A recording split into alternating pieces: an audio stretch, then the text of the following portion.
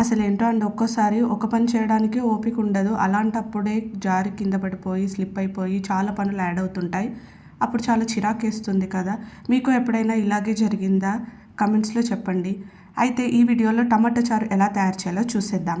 First టమాటాలు cut చేసుకొని అవి మునిగేంత వరకు వాటర్ పోసుకొని మూత పెట్టి ఉడికించుకోవాలండి. మీకు అర్థమైపోతుంది అది ఉడికితే ఎలా ఉంటుందో అనేది.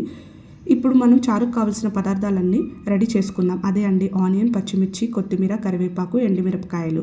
ఇప్పుడు నేను కుక్కర్ తీసుకొని అందులో 2 స్పూన్స్ ఆయిల్ వేసి ఆవాలు, జీలకర్ర, ఎండుమిరపకాయలను వేయించుకుంటున్నానండి. నెక్స్ట్ కరివేపాకు, పచ్చిమిర్చి, ఆనియన్స్ వేసి వేగించుకుంటున్నాను. అవి మరీ వేగాల్సిన అవసరం లేదండి, లైట్గా వేగితే సరిపోతుంది. ఇప్పుడు మనం టమాటాని స్మాష్ చేసుకుందాం. మీకు ఈ ప్రాసెస్ కష్టం అనిపిస్తే ఈ టమాటాలని తీసుకొని మిక్సీలో వేసి ప్యూరీలా మెత్తగా పేస్ట్ చేయండి. ఇప్పుడు మనం పసుపు, అల్లం పేస్ట్ యాడ్ చేసి బాగా కలుపుకుందామండి.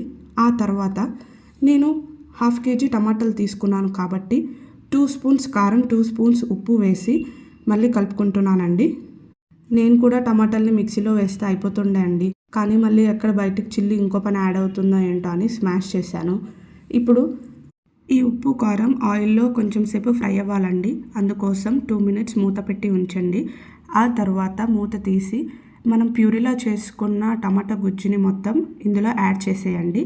బాగా కలిపేసుకొని స్టవ్ హై ఫ్లేమ్లో ఉంచి ఉడకనివ్వాలండి. ఇప్పుడు ఒక చిన్న గిన్నెలో కొన్ని వాటర్ తీసుకొని బియ్యపిండి ఆర్ శనగపిండి, మీ దగ్గర ఏది ఉంటే అది 1 స్పూన్ వేసుకొని ఉండలేకుండా బాగా కలిపి పక్కన పెట్టుకోండి. బాగా మసులుతున్న చారులో ఆ యొక్క పిండి మిశ్రమంని మొత్తం వేసేసి మళ్ళీ కలిపి మూత పెట్టి ఉడికించుకోండి. మూత ఎప్పుడు టోటల్గా క్లోజ్ చేయకండి, కొంచెం ఓపెన్ చేసి ఉంచండి, లేకపోతే చారు పొంగిపోయి మీకు ఇంకో పని యాడ్ అవుతుంది. ఇప్పుడు ధనియాల పొడి యాడ్ చేయండి. కొంచెం సేపు కలిపి మళ్ళీ మూత పెట్టేసి మిరియాల పౌడర్ కూడా యాడ్ చేసేయండి. లాస్ట్లో కొత్తిమీరతో గార్నిష్ చేసుకుంటే ఎంతో సింపుల్ అండ్ టేస్టీ టమాటా చారు రెడీ అయిపోతుందండి.